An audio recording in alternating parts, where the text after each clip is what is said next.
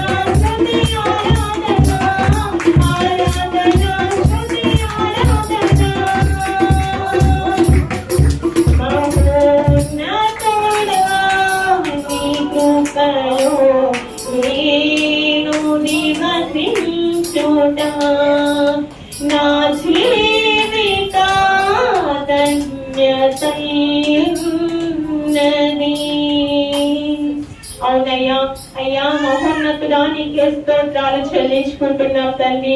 నాయనా నీ చాటున నివసించిన మేము ఎంతో ధన్యులము ప్రభువా.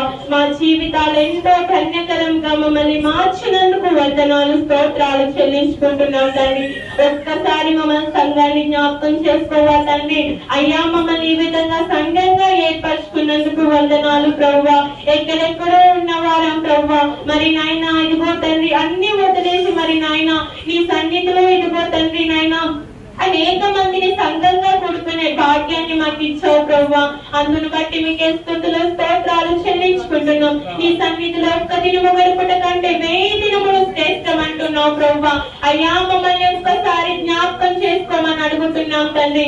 అయ్యా నీకు స్తుతులు స్తోత్రాలు. నాయనా మా అమ్మగారు నయగాన్ని జ్ఞాపకం చేసుకోండి అయ్యా. ఇదిగో తండ్రి ఆనాడు పౌలును శీలను ఏ విధంగా అయితే నువ్వు నాయన అభిషేకించి వాడుకున్నావో తండ్రి, వీళ్ళు కూడా నీ ఆత్మను నాయన ఉంచమని అడుగుతున్నాం తండ్రి.